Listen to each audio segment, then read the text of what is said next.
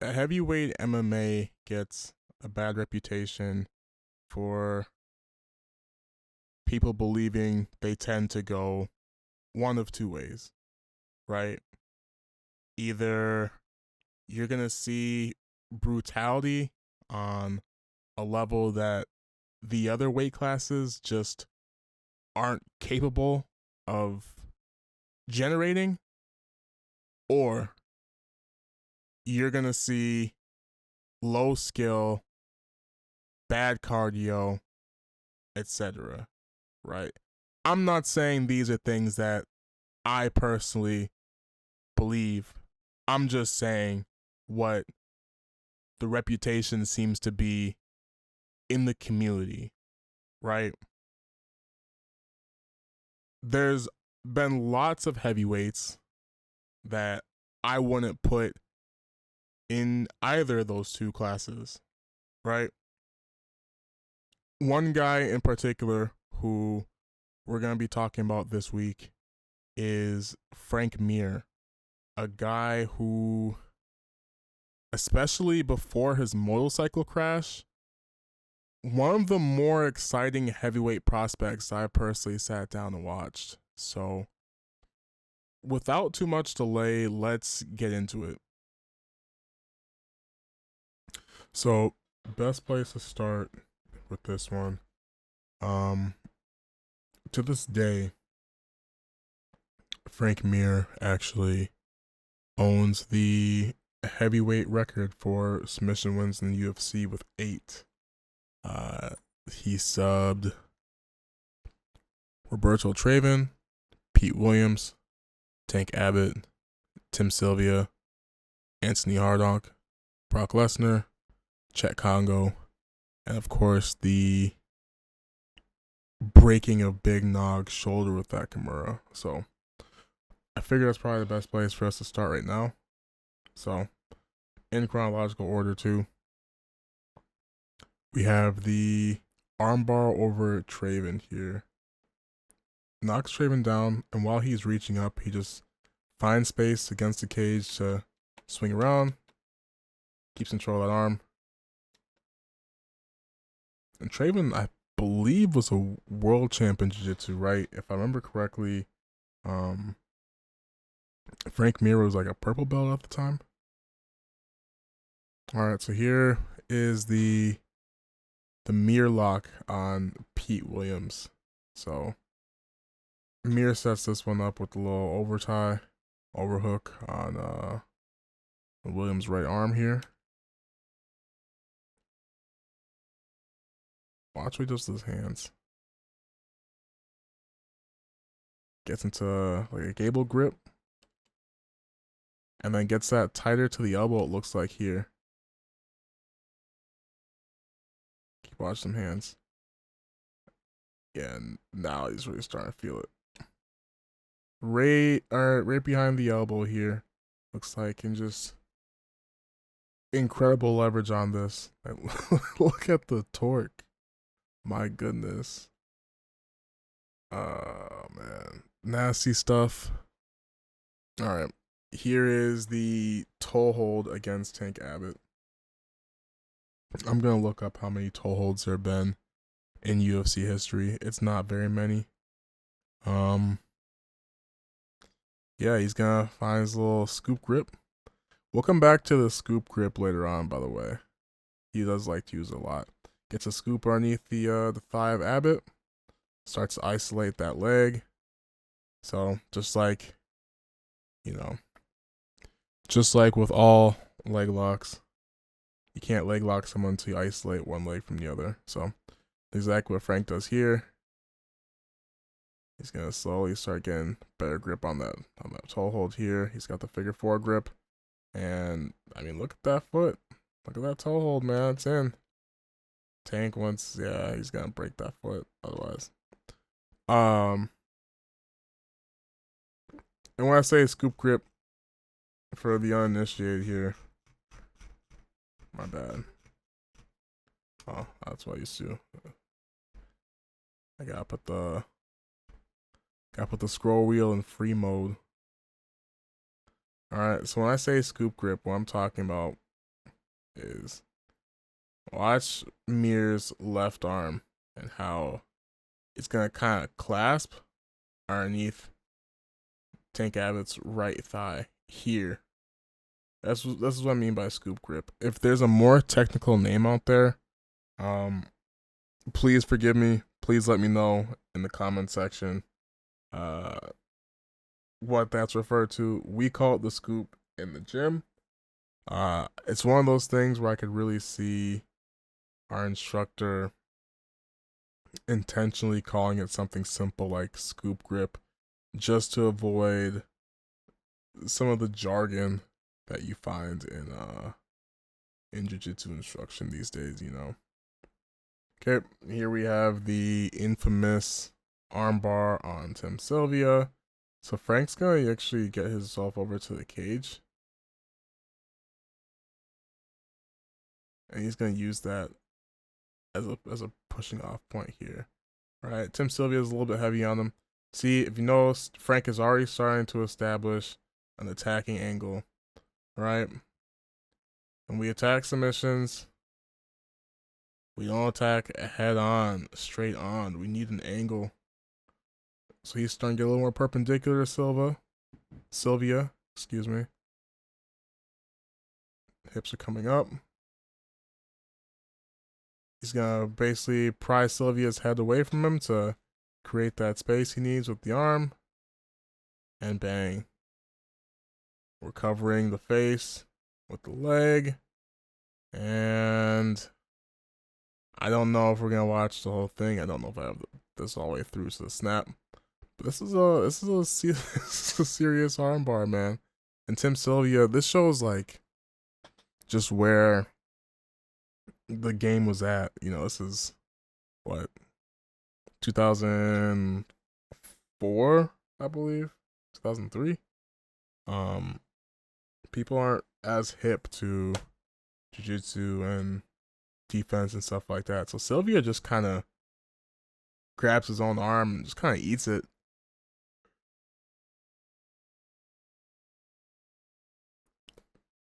Tries to yank it free. Gets in deeper. And that thing is going to snap right there. Herb Dean sees that. Calls the fight. Of course, people get really upset.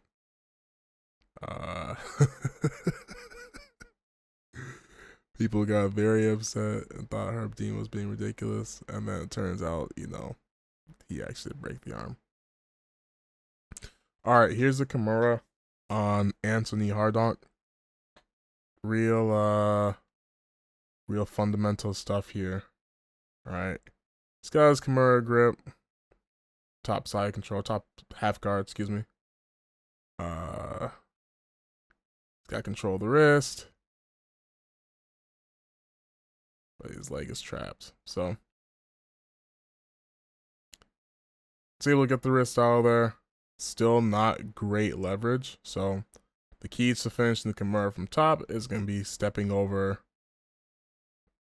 the leg over the head, essentially. That's what gets you the leverage you need to actually get proper braking mechanics. Otherwise, you know, guys can fight like Hardonk's doing here. But eventually. Okay, he's going to try and roll. Now, where did he create the momentum from that?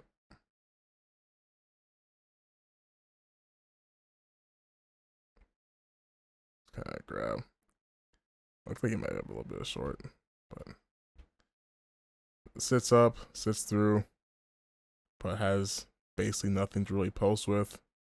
So Mir is able to roll him all the way through, and now through that action, Mir has also escaped that half guard positioning, right? Takes the mount.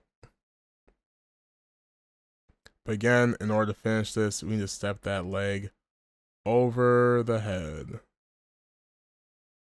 So Mir's going to keep adjusting his hips.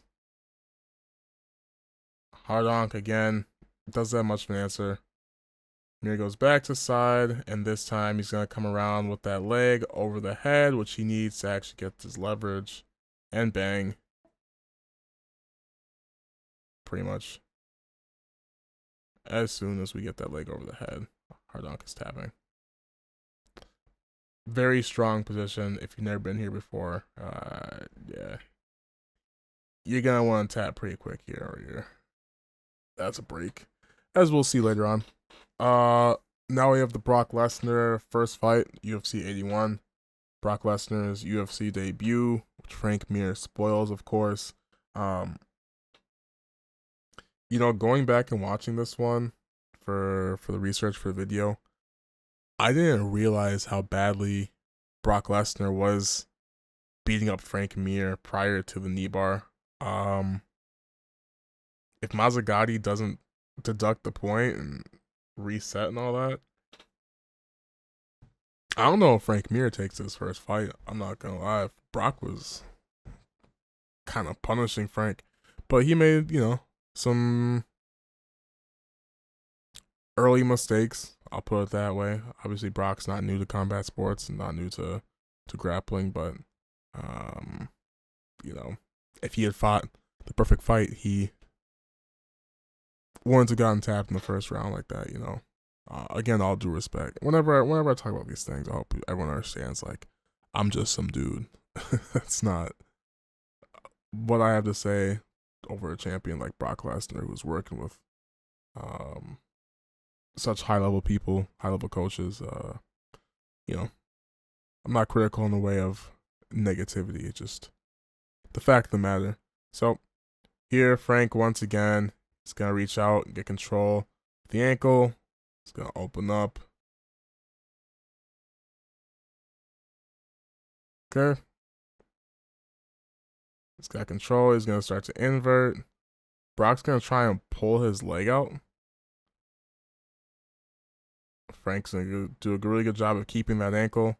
Look at that 2-on-1 grip. And then he's gonna start sitting in on this knee bar in a second. Really gets control of that foot. And he's gonna be able to hip out on that thing. Yep. And Brock's gonna tap because what choice does he have? Mazzagatti terrible too, because he's sitting here watching Brock tapping. He lets the tap for a little bit.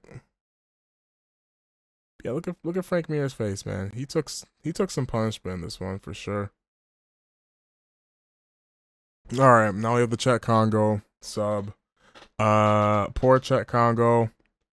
Starts sitting up, tries to wrestle up, gets into front headlock position, and where do I want to start with this? Front headlock is one of those places where you gotta be pretty decisive pretty quickly. That's something that I'm starting to figure out myself. If you get to front headlock and you let the person on top kind of dictate, you're in for a rough go. Especially the little guy like Frank Mir. This is UFC 107 at this point. Frank is pretty well refined in his grappling game. Probably not peak Frank at this point. Again, all due respect to him, but grappling side, obviously incredibly dangerous.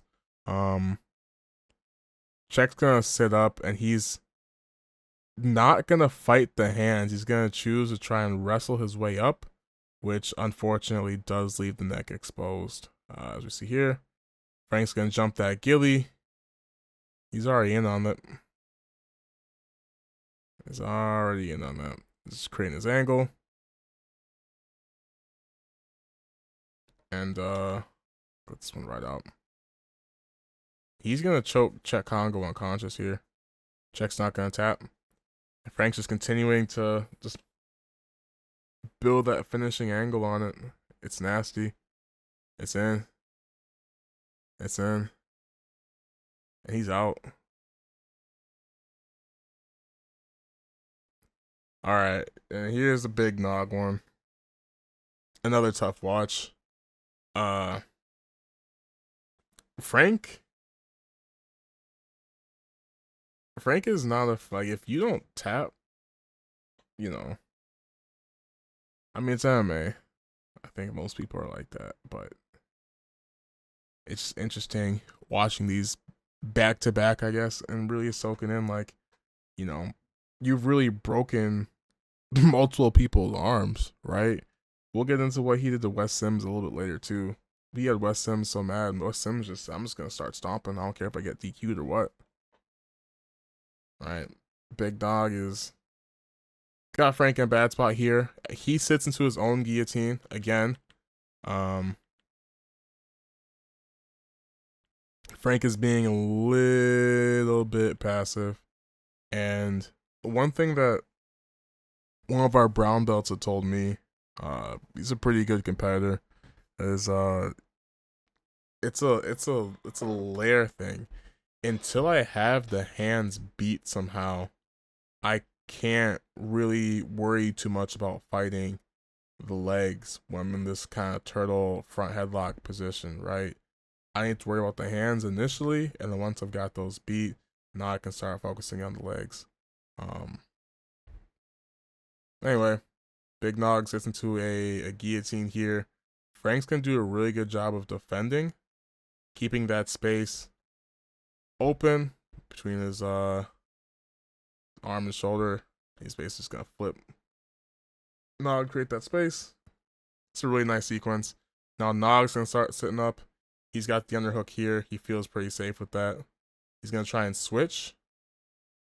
Not gonna work. Frank's gonna see this. So, alright. He's gonna try and get to the back. He can't. Frank is now starting to isolate this arm. And Nog doesn't have anything in the way of that. He recognizes that. So Frank's gonna sit back. Again, leg over the head.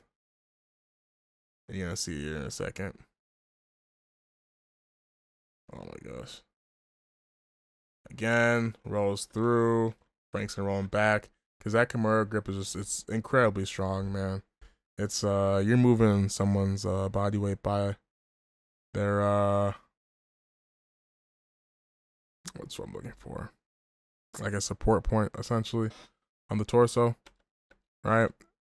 And now, leg over the head. Leg over the head. And he's just gonna, yeah. Alright, cool. So I cut that. I'm not mad that I cut that. He's gonna break that shoulder. You guys, I'm gonna guess if you're watching this video, you've seen it before. Otherwise, feel free to look it up. It's Frank Mir and Antonio Rodrigo Nogueira at Don't Tell Me. It was UFC 140, actually. I take it back. Alright. Now, so those are Frank's 8 submission wins in the UFC. As far as why he's submitting so many people in the UFC, so many heavyweights, Frank was like watching his fights back, especially before the motorcycle accident.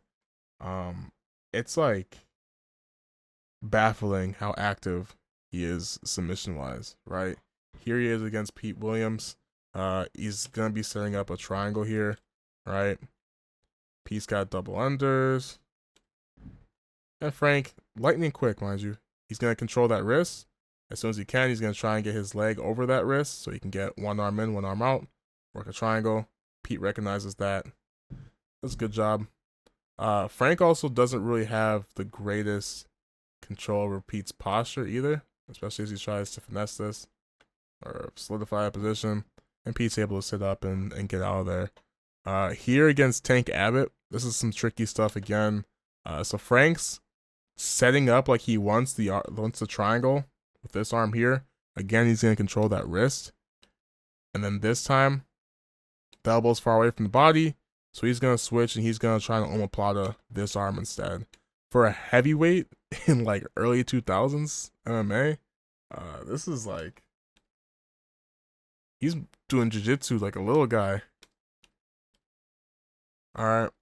And that was his downfall, right? We see it against Brock in the second fight. We see it against, who else?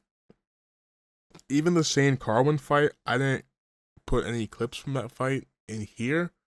But like when Shane has Frank against the cage, it's almost like Frank doesn't recognize that he's in danger. right? I think the Ian Freeman fight, which is like it's like his fifth pro fight overall. I think his third in the UFC. Uh, yes. I think this is kind of um predictive of what we wind up seeing from Frank later on in his career, especially against some more of like the bigger, more physical heavyweights. Now, Frank did have size on Ian Freeman. Ian is smaller than him, I think. I think Frank is probably mid 230s. Ian Freeman's probably what, like mid to low 220s. But Ian's got like he fights bigger than he actually is, if that makes sense. And you see Frank do his aggressive submission hunting style and get punished for it by Ian Freeman pretty decisively, honestly. Right? So Frank is going to go for a dog bar here against Ian. Um Instead of trying to wrestle up, right? Which that's Frank Mir's style, right? Is he's always looking for that sub, right? He's always being aggressive and trying to finish the fight through his submission game. And you have to respect it, even if it doesn't always work. So in that situation, Ian Freeman gets out. We'll revisit this one a little bit later because Frank does wind up eating quite a bit of punishment from Ian, just through some of his own persistence chasing these subs down. So here he is against Wes Sims in the first fight. Sits up for armbar from mount. Again, Wes Sims doesn't really have an answer as far as like a jiu-jitsu response, you know. So he's just gonna stand up and try and slam Frank Mir down, which actually works. Able to get Frank Mir to let go. And then I kept it out of the clip here, but he's gonna grab that cage and just start stomping Frank Mir on the head. He does not like Frank Mir was making Wes Sims look pretty pedestrian, I'll say, in that first fight. Here we go back to the. I get why Wes Sims did what he did. Not really, but like I don't understand it. That's not what I would do, but I definitely you can see the emotion and him being flustered, I guess, by Frank Mir. Anyway, back to the Ian Freeman fight. Frank's gonna try and throw up an armbar. Doesn't really have the posture. And Ian's just gonna rain down some blows on him for that. You know, Frank sometimes would opt for submission over position or submission over control, I'll say. Which, like I said, does wind up being his downfall in some fights, but also probably a good reason why he does own that submission record for the heavyweights. I'm probably not going to lose it anytime soon. I'm not going to lie.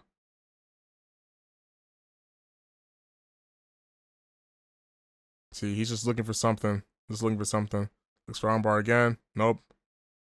And now he's just going to get punished. Alright, here we are. Back to the Brock fight. This is, so we were talking about the scoop grip earlier, right? Brock is going to try and take him down. Brock's got a full body lock on Frank, right? And so what does Frank do? Is he's going to scoop grip again. This time instead of coming in underneath, he's going to go over the top of that knee. And then now he's going to come in, try and get to his little deep half. Got Brock's hand, at least one of the hands on the mat, but he can't fully get underneath to Brock, just kind of muscles way back. Gets his knees back to the mat. But here is Frank trying to use the scoop grip again, getting the deep half against Marcio Cruz, who's a high-level jiu-jitsu guy as well. Frank got beat up in this fight. This is his first fight back from the accident, I believe. It was a loss. It was tough. Right? So Frank's, right now, he's trying to scoop. He's trying to get closer to that knee of Cruz Cruz, of course, being a jiu-jitsu guy himself, recognizes that he's going to get a crossface just to create that space again and kind of beat that deep half entry. And he's going to punish Frank for even making the attempt. So here, you see it broad day. Frank has the scoop in still, but it's not strong. You want to marry your forehead to their thigh. Is kind of how it's been explained to me. If anyone else has any additional insights into playing that deep half, getting into that scoop, go ahead and let us know in the comment section once again. It's a position that I've personally been working on a little bit more recently, and yeah, I would love to hear what sort of success you all find with it. But again, he needs to be here, and this crossface is creating space between where he wants to be, and then this hand being down on the mat like that, it's creating a lot of friction too, to help Cruz defeat that little deep half guard connection. And he's just gonna rain down some punches on Frank and elbows. Yeah, Frank's eating a lot of damage off of that attempt. Alright, here we are back to the Ian Freeman fight. This is a situation where Frank wants to get this foot lifted so he can try and attempt a heel hook. But Ian Freeman's he's not in the greatest position in the world. And Ian Freeman's gonna punish him for being too persistent on the sub. There's hunting subs and there's forcing subs. And in the Freeman fight, it looked like sometimes Frank was forcing things a little bit. Alright, here we are at the Brock fight. Frank's going to try and throw up an armbar. Again, Brock's going to walk away around. Oh, we'll try this too. And now we get, that's where we set up into the knee bar. That I put that clip in there to show like just how active Frank can be, right? He's throwing up an armbar, and that doesn't work. Now he's going into the legs, or he's throwing up he's baiting the triangle choke on one side. You defend that, and then he's going for omoplata on the other side, right? Just for a heavyweight to have this sort of activity level, this really special stuff. And here we are back to Ian Freeman fight. This one is really tough. So Frank, sometimes, especially in this fight, sometimes like I don't understand what he was really trying to do. So